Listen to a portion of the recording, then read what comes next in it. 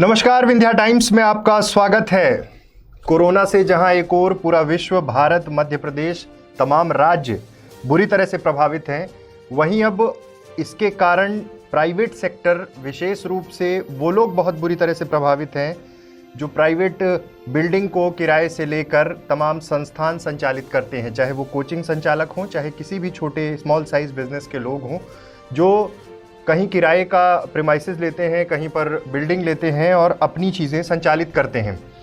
रीवा में भी तमाम कोचिंग संचालक हैं जो अलग अलग जगह पर किराए की बिल्डिंग पर कोचिंग संचालित करते हैं। सबसे बड़ा संकट उनके ऊपर ये है कि आगे आने वाले समय में क्या, तमाम कोरोना से प्रशासन, सरकार निपटने की पूरी कवायद कर रहा है, लॉकडाउन किया गया है, लेकिन बहुत सारे ऐसे लोग हैं, तमाम वो स्मॉल साइज़ के बिजनेस वाले लोग हैं जिन्हें सबसे बड़ी चिंता ये है कि भविष्य में इस महामारी से तो निपट ही रहे हैं, सरकार की कवायद चल रही है और निपट भी लेंगे, लेकिन आगे आने वाले समय में क्या होगा। वर्तमान परिस्थितियों की अगर बात की जाए तो रीवा में सैकड़ों कोचिंग संस्थान हैं जो PSC, UPSC, 11th 12th, CBSE, MP board, तरह तरह के पाठ्यक्रमों के शैक्षणिक संस्थान हैं। लेकिन अब उनको सबसे ज़्यादा जो टेंशन है वो ये है, जिनके पास खुद का प्रीमाइसेस है वो बात अलग है, लेकिन सबसे बड़ी बात यह है कि ज़्यादातर संस्थान किराए की बिल्डिंग पर चल रहे हैं।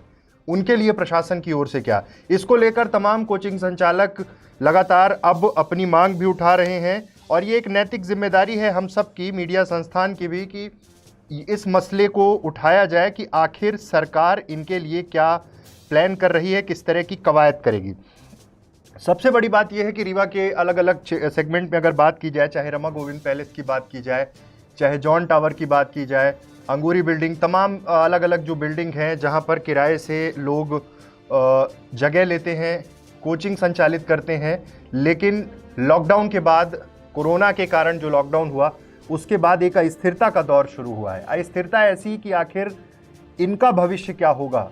जिस बिल्डिंग को ये किराए पर लेकर कोचिंग क्लासेस चलाते हैं, आगे उसमें क्या होगा, मतलब किस तरह की व्यवस्था की जाएगी, प्रशासन इसको लेकर क्या व्यवस्था करेगा। प्रशासन से इसलिए क्योंकि हर एक आम आदमी सरकार पर निर्भर होता है, खासकर जब कोई त्रासदी देश में, प्रदेश में इस तरह की चीज़ें होती हैं जैसा कि कोरोना का कहर है, तब उम्मीद होती है कि सरकार कोई रिलैक्सेशन दिलाए, सरकार अपनी ओर से पहल करे। लेकिन अब तक जो चीज़ें हैं उसको लेकर अब ये सब चिंतित हैं। ये सेशन जो है इसमें हम आपके प्रश्न भी ले रहे हैं, आप अपने सवाल रखिए कि आखिर कैसे कोरोना से प्राइवेट संस्थानों को बचाया जाए, कैसे ये लोग निकल कर सामने आएंगे, किस तरह से इनकी बातें रखी जाएंगी, क्या इनको रिलैक्सेशन दिया जाएगा, क्योंकि ये सवाल बहुत वाजिब है। हमारी सोसाइटी के लोग हैं, शैक्षणिक संस्थान चलाते हैं, हमारे लिए संचालित करते हैं, हम सबके तमाम जो युवा हैं वो जुड़ते हैं, प्रतियोगी परीक्षाओं की तैयारी करते हैं।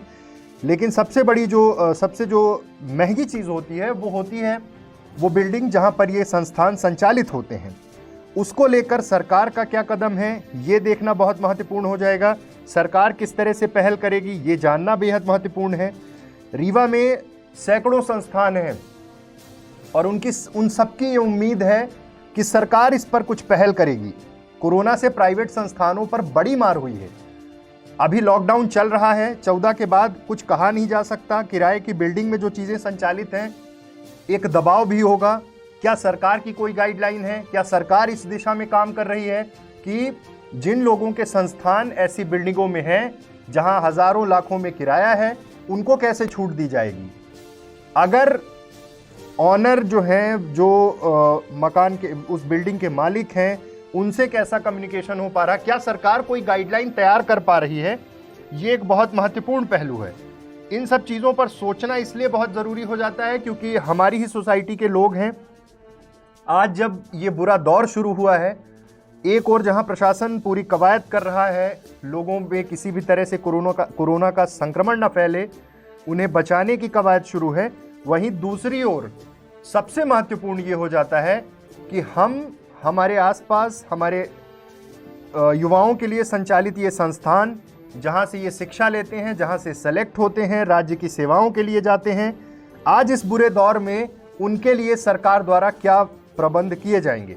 आपको बता दूं कि पिछले दिनों कुछ लोगों ने बात की थी, सीएम हेल्पलाइन में बात की, उसके अलावा फिर मुख्यमंत्री कार्यालय में बात की। वहां से भी जवाब ये मिला था कि इस दिशा में सरकार काम कर रही है। लेकिन सबसे बड़ी चिंता ये हो जाती है कि सरकार अगर इस दिशा में काम कर रही है तो उसके परिणाम कब तक निकल के आएंगे। हर चीज़ में इंतज़ार है, बिल्कुल सबको सब्र भी है, लेकिन हमें और आपको ये सोचना होगा, ये समझना होगा कि जब इस तरह की परिस्थितियां निर्मित हो रही हैं, बहुत सारे संस्थान हैं, बहुत सारी जिम्मेदारियां होती हैं, शिक्षकों की जिम्मेदारियां हैं, साथ ही उस बिल्डिंग के किराए की एक महत्वपूर्ण जिम्मेदारी है। तो क्या उस सेगमेंट में सरकार कुछ प्लान कर रही है? फिलहाल अभी चूंकि जिला स्तर पर किसी भी तरह का कोई आदेश नहीं है, कोई पुख्ता आदेश नहीं है, सरकार को अपनी ओर से ये कवायद करनी होगी। इस सेशन के दौरान आप अपने ओपिनियंस भी रख सकते हैं, चैट बॉक्स में कमेंट कर सकते हैं कि आखिर कोरोना से प्राइवेट संस्थान, विशेष रूप से जो किराए की बिल्डिंग में संचालित होते हैं, चाहे वो कोचिंग क्लासेस हों, चाहे स्मॉल साइज़ का बिजनेस हो, इनको बचाने के लिए, इस मार से बचाने के लिए आपकी नज़र में सुझाव क्या हो सकते हैं? सरकार को किस दिशा में काम करना चाहिए? यकीनन हर चीज़ सरकार से जुड़ी हुई है, सरकार इन चीज़ों के बारे में सोचती है, लेकिन अब उम्मीद जो है वो सबकी, आम जन की जो उम्मीद है, जो ऐसे संस्थान संचालित करते हैं, वो सिर्फ सरकार से है।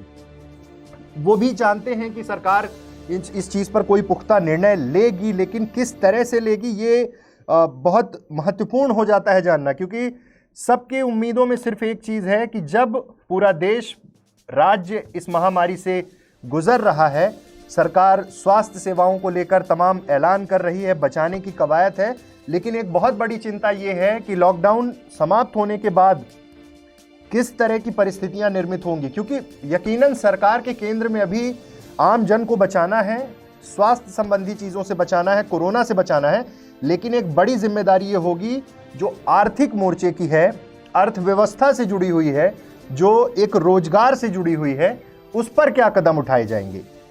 ये जो पूरी समस्या है, ये क्वेश्चन रेज करने का सबसे बड़ा मसला ये है कि हम अपने आसपास, अपने सराउंडिंग इन्वायरमेंट में देखते हैं, सैकड़ों ऐसे संस्थान हैं, चाहे कोचिंग क्लासेस की बात की जाए, चाहे छोटे छोटे प्राइवेट बिजनेस की बात की जाए, छोटी छोटी दुकानों की बात की जाए, जो विशेष रूप से किराए की दुकान या किराए की बिल्डिंग पर संचालित होते हैं, मैं उनकी बात कर रहा हूं।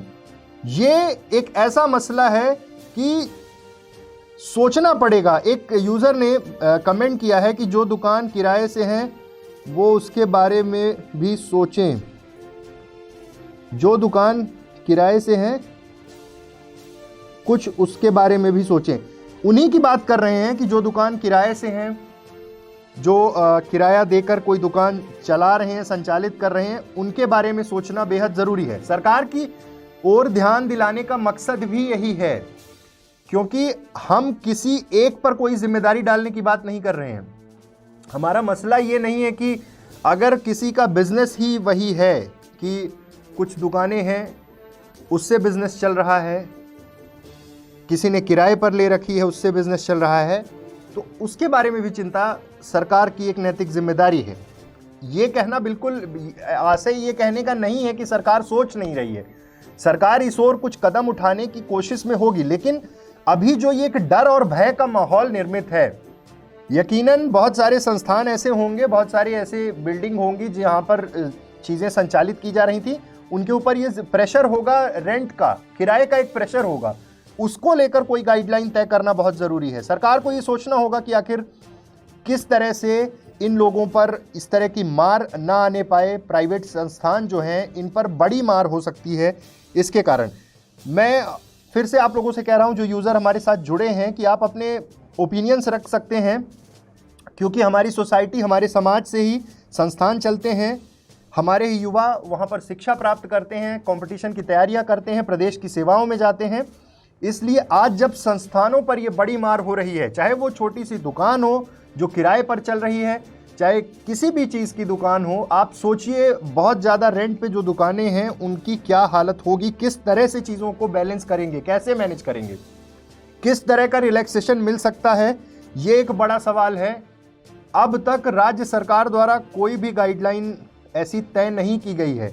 लगातार सीएम हेल्पलाइन से लेकर सीएमओ, मुख्यमंत्री कार्यालय तक लोग संपर्क कर रहे हैं, अपनी बात रख रहे हैं। समाधान हमें, आपको और सरकार को, सबको मिलकर निकालना होगा, क्योंकि ये मसला बहुत बड़ा है और हमसे, आपसे, हम सबसे ही ये चीज़ें जुड़ी हुई हैं।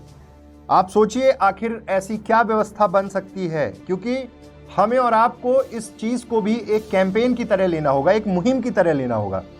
हम कोरोना से लड़ रहे हैं, यकीनन पूरा विश्वास है सरकार पर और हमारे डॉक्टर्स पर कि इस चीज़ से हम निकल आएंगे, लेकिन इसके साथ जुड़ने वाली चीज़ें जो जिससे प्राइवेट संस्थानों को बड़ी मार हो सकती है, उसे कैसे ये किया जाए। हमारे पास कमेंट्स आ रहे हैं कि जो दुकानें,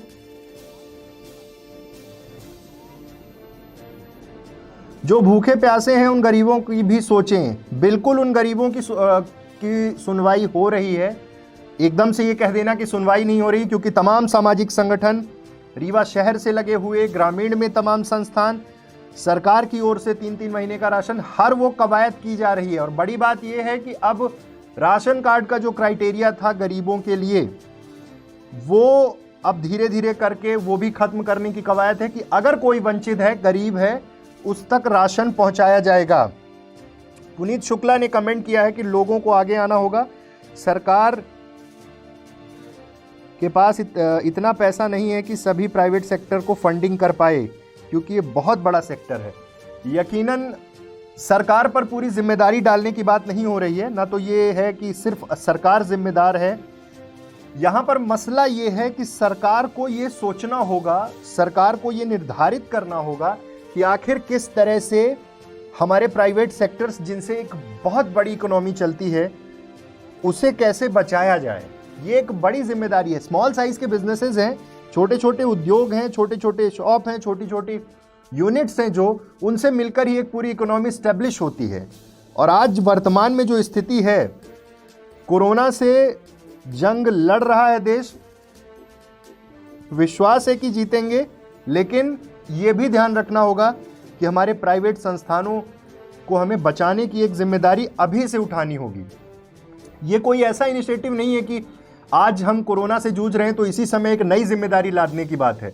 ये बात ये है कि आगे आने वाला जो समय है, जो टाइम फ्रेम है, उसकी तैयारी हमें और आपको अभी से करनी होगी। हमें और आपको ये सोचना होगा कि हम अपने प्राइवेट संस्थान, तमाम वो किराए की बिल्डिंग पर चलने वाले संस्थान, इन्हें कैसे बचाएं। ये सोचना समझना हम सबकी जिम्मेदारी होगी। सरकार को कुछ ना कुछ बड़े फैसले लेने होंगे कि हम कैसे इस चीज़ की पहल करें। आपने बहुत अच्छा मसला उठाया कि लोगों को आगे आना होगा। यकीनन सोसाइटी और ये जो मानवता का सेगमेंट है वो बहुत इम्पॉर्टेंट है। राकेश तिवारी जी का कमेंट है कि मानवता के नाते प्राइवेट सेक्टर से जुड़े इंस्टीट्यूट का किराया माफ़ किया जाना चाहिए। बड़ा मसला है, सोचना होगा प्राइवेट सेक्टर्स को, प्राइवेट सेक्टर्स से जो लोग जुड़े हैं, मानवता के नाते बड़ी बात है, क्योंकि पूरा विश्व, पूरा देश प्रदेश जिस महामारी से जूझ रहा है, ऐसे में बहुत महत्वपूर्ण हो जाता है कि मानवता के नाते प्राइवेट सेक्टर से जुड़े इंस्टीट्यूट का किराया माफ़ होना चाहिए। सरकार को लेकिन इस दिशा में पहल करनी होगी, अपील करनी होगी, तब जाकर इन सारी चीज़ों पर काम हो पाएगा। एक यूज़र हैं संतोष जी, उन्होंने क्वेश्चन किया है कि जो स्टूडेंट रीवा में रेंट पे रह रहे हैं उनके लिए भी कुछ सोचा जाए। बिल्कुल, यकीनन ये बहुत महत्वपूर्ण है कि जो स्टूडेंट्स गरीब परिवारों से आते हैं, रीवा में रहकर पढ़ाई करते हैं, कोचिंग इंस्टीट्यूट में पढ़ते हैं, उनके बारे में भी सरकार को सोचना होगा, हम सबको सोचना होगा। ये हम सबकी जिम्मेदारी है कि जो हमारे यहाँ रेंट से रह रहे हैं बच्चे, जो गरीब बच्चे हैं, जो यहाँ रहकर पढ़ाई करते हैं, उनके लिए भी सोचना होगा। ये हम सब की जिम्मेदारी है, इंडिविजुअल की जिम्मेदारी है कि जितने दिन तक ये लॉकडाउन है, जितने दिन तक तमाम दिक्कतें हैं, उन चीज़ों पर उनका सहयोग करें। जो दूसरे स्टेट में हैं उनकी भी मदद हो रही है। तमाम प्रशासनिक स्तर से राजनीतिक लोग, नेता, विपक्ष, पक्ष सब मदद कर रहे हैं।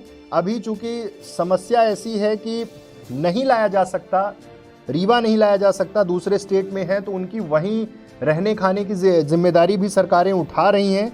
इस तरह के इश्यूज़ पर बाकायदे चीफ मिनिस्टर ऑफिस में ट्वीट करें, बताएं, सूचना दें, मदद की जा रही है। Small businesses is on financial crisis due to the corona, due to this corona. We have to help together for future. बिल्कुल सही कहा आपने कि बहुत ज़्यादा स्मॉल साइज़ के जो बिजनेसेस हैं उनको इफेक्ट पड़ा है, उससे बचाना हम सब की जिम्मेदारी है। क्या सर जो 500 रुपये जनधन पैसा डाल रही है वो सिर्फ क्या लेडी के लिए है या जिनका कुछ नहीं? देखिए, सरकार अपनी ओर से वो सारे इनिशिएटिव ले रही है। सरकार की ये कवायद है कि किसी तरह से बचाया जाए, लेकिन अब प्राइवेट सेक्टर्स की अभी हम फिलहाल बात कर रहे हैं। सरकार के इनिशिएटिव चल रहे हैं, सरकार वो तमाम चीज़ें कर रही है। सरकार की जो कोशिश है, सरकार राशन की, खाद्यान्न की जो चीज़ें हैं, हेल्थ सेगमेंट को मजबूत करने के लिए, हेल्थ को इम्प्रूव करने के लिए कर रही है। लेकिन अभी हमें सबसे ज़्यादा सोचने की जो बात है, जो हमारा सेशन है, वो है कि प्राइवेट सेक्टर को कैसे बचाया जाए।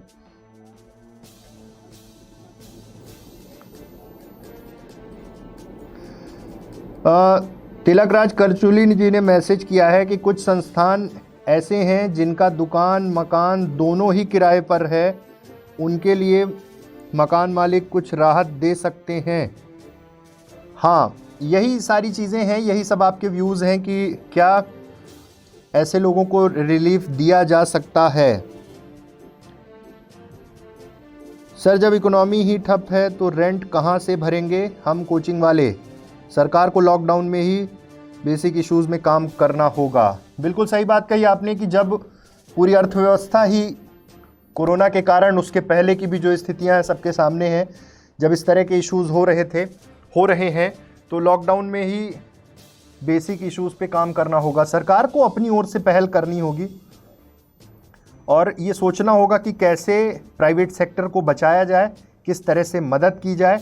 ये एक बड़ा मसला है। ये आवाज़, ये बातें सरकार तक पहुंचनी बहुत ज़रूरी है, क्योंकि अलग अलग ज़िलों में, तमाम शहरों में वो संस्थान संचालित थे, बड़े व्यापक स्तर पर एडमिशन्स थे, बच्चे आ रहे थे। ना संस्थान बच्चों पर वो प्रेशर जनरेट कर सकते हैं कोचिंग फ़ीस का, और उनके ऊपर जो प्रेशर है स्टाफ सैलरी से लेकर रेंट का, उसके बारे में सोचना होगा।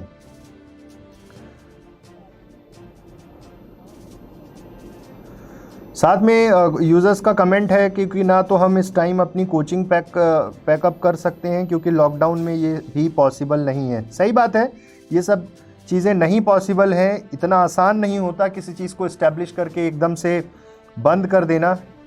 सर, 14 के बाद क्या लॉकडाउन खुलेगा? ये सवाल सरकार के सामने है। सरकार उस चीज़ पर काम कर रही है, किस तरह से किया जाएगा। तमाम मध्य प्रदेश में जिस तरह से आंकड़े बढ़ रहे हैं, सीएम शिवराज सिंह चौहान ने खुद संकेत दिए हैं कि अगर ये आंकड़े बढ़ते रहे और जिस तरह से बढ़ रहे हैं तो सीधे तौर पर सख्ती की जाएगी। अब क्या तैयार होता है सरकार की ओर से, खाका केंद्र के सामने क्या प्रस्तुत किया जाता है और कैसे खोला जाएगा, ये सब तमाम सवाल हैं। ये सरकार आगे आने वाले दिनों में लगभग क्लियर कर देगी कि किस तरह से चीज़ें शुरू की जाएंगी। फिलहाल बचाव, अपने आप को सुरक्षित रखिए।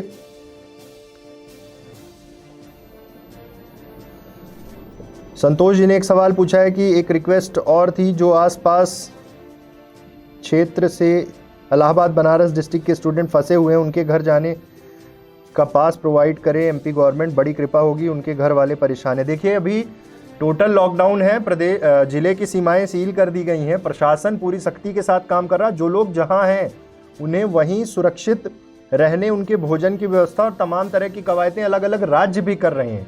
इसलिए अभी सबसे ज़्यादा महत्वपूर्ण है कि जो जहां है वहां सुरक्षित रहे। पासेस के चक्कर में कई बार ऐसा हुआ कि मेडिकल स्क्रीनिंग नहीं हो पा रही थी, तो बहुत सारी दिक्कतें हो रही थी। इसलिए अभी सबसे बड़ी जो जिम्मेदारी है वो ये है कि आप जहां हैं वहां सुरक्षित रहें और किसी भी तरह से बचाव करना भी महत्वपूर्ण है। और ये सवाल इसलिए रेज किया जा रहा है क्योंकि एक प्रेशर है, तमाम संस्थानों पर प्रेशर है। इसलिए ऐसे संस्थान जो किराए की बिल्डिंग पर संचालित हैं, उनके लिए हमें, आपको, सोसाइटी को, राज्य सरकार को, सबको सोचना होगा। एक निर्धारित गाइडलाइन तय करनी होगी कि आखिर कैसे रिलैक्सेशन दिया जाए, क्योंकि ऑलरेडी अर्थव्यवस्था जिस दिशा में है, बहुत बड़ा नुकसान है। एक इकोनॉमिक क्राइसिस फेस कर रहा है, राष्ट्र फेस कर रहा है, प्रदेश फेस कर रहा है। स्मॉल साइज के बिजनेसेस जिससे पूरी अर्थव्यवस्था चलती है, उन्हें बचाना बहुत ज़रूरी है। मध्यम वर्गीय के लिए क्या करें इस लॉकडाउन में? देखिए, तमाम सामाजिक संगठन हैं जो लोगों की मदद के लिए सामने आ रहे हैं। सूखा राशन, भोजन के पैकेट्स, तमाम चीज़ें अरेंज की जा रही हैं और उसके लिए हम एक अलग सेशन भी प्लान कर रहे हैं जहां पर आपके सवाल लेंगे। लेकिन अभी जो सबसे बड़ी बात, जो सबसे चिंता की बात है, जो बहुत गंभीरता से हमें और आपको सोचना होगा, कोरोना से प्राइवेट संस्थानों को बड़ी मार, ये एक बहुत बड़ा सवाल है। आपके व्यूज़ आने बहुत ज़रूरी हैं। सरकार को सोचना होगा। व्हीकल इंश्योरेंस अगर इस टाइम ख़त्म हो रहा है तो कृपया बता दें, रिन्यू करवा दूंगा, पैसे लॉकडाउन के बाद देना है चाहे तो। ठीक है, ये आप बता रहे हैं कि अगर किसी को व्हीकल इंश्योरेंस कराना हो तो वो अभी आप करवा देंगे। लेकिन अभी सबसे महत्वपूर्ण ये है कि आप और हम सरकार के पास इस क्वेश्चन को रेज़ करें, तमाम इस सेशन को ट्वीट करें, चीफ मिनिस्टर ऑफिस तक ये बात पहुँचे कि ज़िले में तमाम जो छोटी छोटी यूनिट संचालित हो रही हैं, जिससे एक बहुत बड़ी अर्थव्यवस्था चलती है, बहुत सारे लोगों का रोजगार चलता है, उन्हें किसी भी तरह से बचाना होगा। पुनीत शुक्ला ने कमेंट किया है कि उत्तम सिंह सर, आपके हिसाब से सरकार को क्या करना चाहिए, प्लीज़ ऐड योर कमेंट। हम बिल्कुल दरख्वास्त कर रहे हैं कि तमाम वो शैक्षणिक संस्थान जो लोग चला रहे हैं, कोचिंग इंस्टीट्यूट चला रहे हैं, वो कमेंट करें, अपने व्यूज़ रखें, इसमें क्या बेस्ट अल्टरनेट्स हो सकते हैं, किस तरह से हम चीज़ों को बचा सकते हैं, क्योंकि ये बहुत महत्वपूर्ण हो जाता है। महेंद्र सेन, सर हम लोग भोपाल में फंसे हैं, क्या रीवा आ सकते हैं? महेंद्र जी, अभी जहां हैं वहां सुरक्षित रहें। सरकार भोजन की व्यवस्था कर रही है, रहने की व्यवस्था कर रही है, आप जहां भी हैं सुरक्षित रहें। रीवा अभी नहीं आएँ क्योंकि बॉर्डर सील किया गया है और किसी भी तरह से अभी एंट्री नहीं हो पाएगी। खामोखा परेशान होने का कोई मतलब नहीं। लॉकडाउन खुलने के बाद आप रीवा आएँ। अभी जहां हैं सुरक्षित रहें, परिवार के साथ हैं तो सुरक्षित रहें। यहाँ अगर आपका परिवार है तो तमाम व्यवस्थाएं सरकार कर रही है, प्रशासन लगा हुआ है।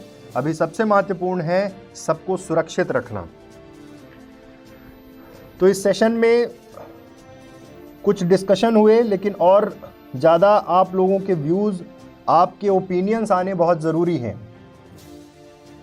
आप सोचिए कि आखिर किस तरह से, कौन सी ऐसी व्यवस्था लागू कर हम संस्थानों को बचा सकते हैं, किस तरह का इनिशिएटिव सोशल पर्पस से रखना चाहिए।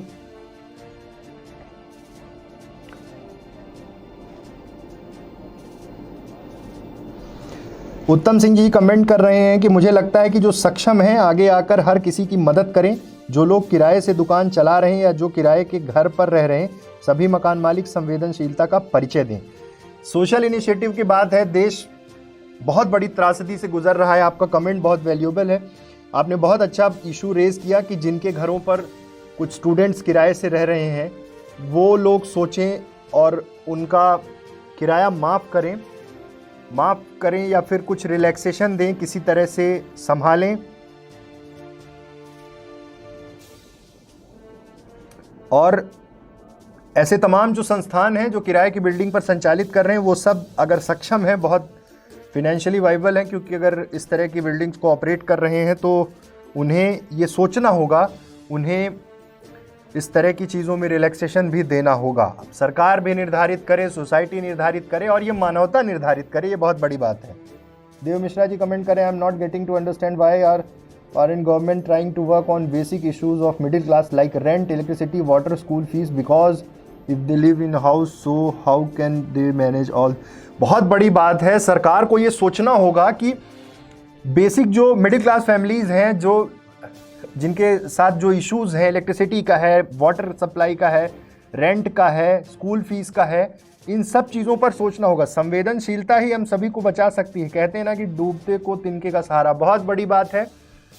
यही एक अपील है तमाम उन लोगों से जो लोग जुड़े हुए हैं कि आप ये सोचिए कि आखिर किस तरह से हम ये इस तरह का इनिशिएटिव लेना, बचाना, रिलैक्सेशन देना, यही भारत की संस्कृति है, यही सभ्यता है। और हमें और आपको मिलकर ही इन संस्थानों को, हमारे लोगों को, इस सोसाइटी को, जिससे हम डायरेक्ट इनडायरेक्ट वे में जुड़े हुए हैं और एक बहुत बड़ी इकोनॉमी इससे चलती है। एक दूसरे को सपोर्ट करते हुए, एक दूसरे का सपोर्ट सिस्टम बनते हुए ही हम और आप इस इशू से बाहर निकल सकते हैं, बचा सकते हैं, और ये हम सब की एक बहुत बड़ी और नैतिक जिम्मेदारी है।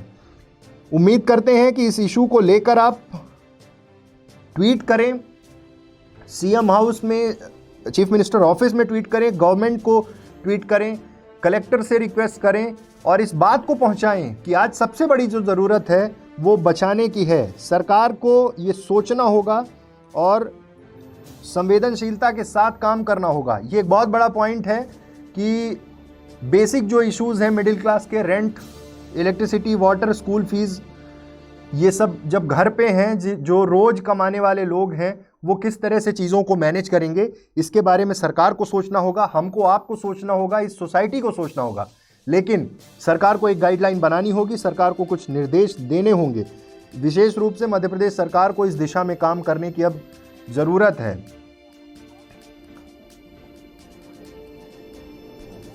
उत्तम सिंह जी ने एक और कमेंट किया है कि एक सैलून, एक किराने की दुकान, एक सब्जी की दुकान और या इसी तरह अन्य सभी व्यवसाय को हमें ही बचाना होगा। बिल्कुल सही बात है।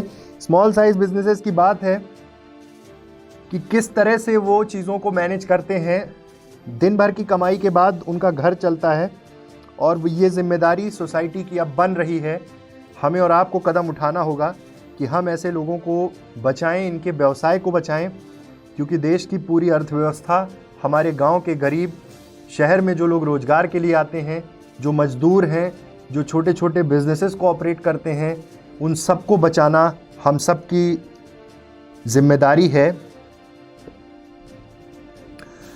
हमारा भी यही मोटिव है उत्तम सिंह जी कि हम सभी इस कार्यक्रम को जन जन तक पहुंचाएं। देखिए, व्यक्ति से समाज, समाज से प्रदेश, प्रदेश से देश, ये सब कुछ ऐसे ही बना है। आज जब मुसीबत आई है तो हम सबको ये सोचना होगा कि हम अपने लोगों को, ये हमारी सोसाइटी के लोग हैं, छोटी छोटी यूनिट्स हैं, इन्हें कैसे बचाएं।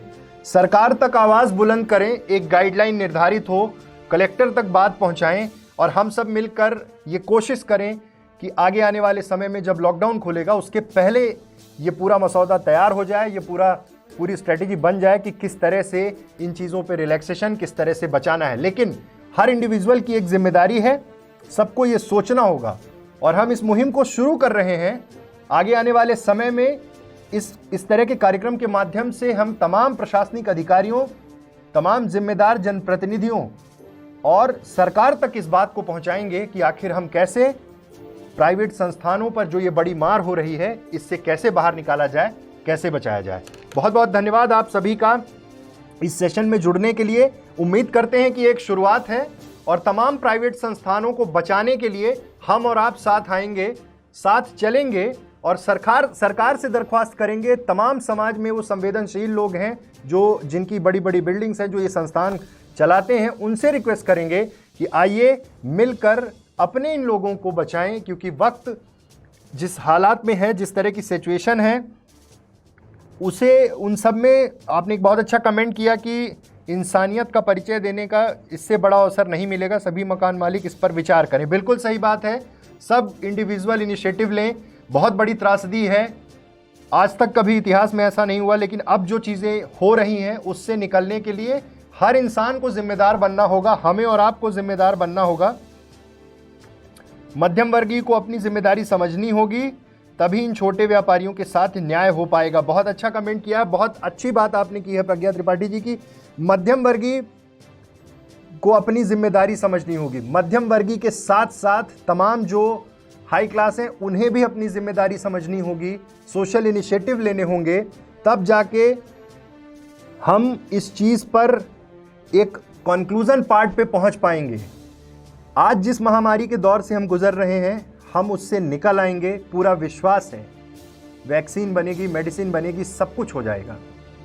लेकिन आप सोचिए, एक छोटा सा रोजगार जिसका हो, छोटी सी यूनिट हो, एक सैलून हो जिसका, जहाँ से वो छोटी छोटी चीज़ें किसी तरह से अरेंज करके छोटा सा किराया देकर वो चीज़ें शुरू करता हो। दिन भर की कमाई के बाद शाम को उसके यहाँ गैस का चूल्हा जलता हो, उसके साथ कितनी बड़ी मार है, उसके बारे में हमें सोचना होगा। और हम सबको ये इनिशिएटिव लेना होगा। हम सबकी जिम्मेदारी है, सरकार की जिम्मेदारी है, सरकार की जिम्मेदारी है, विपक्ष की जिम्मेदारी है, क्योंकि इस त्रासदी में न सरकार न विपक्ष कुछ भी नहीं, सबको एक होकर लड़ना होगा। बहुत बहुत धन्यवाद। हम भविष्य में इस विषय को लेकर फिर से आपके बीच आएंगे और कोशिश करेंगे कि सरकार तक ये बात पहुंचे, एक गाइडलाइन तैयार हो और हर वो व्यक्ति जो सक्षम है वो इस दिशा में काम करे और अपने इन लोगों को, प्राइवेट सेक्टर के इन लोगों को बचाने की कवायद शुरू करे। बहुत बहुत धन्यवाद।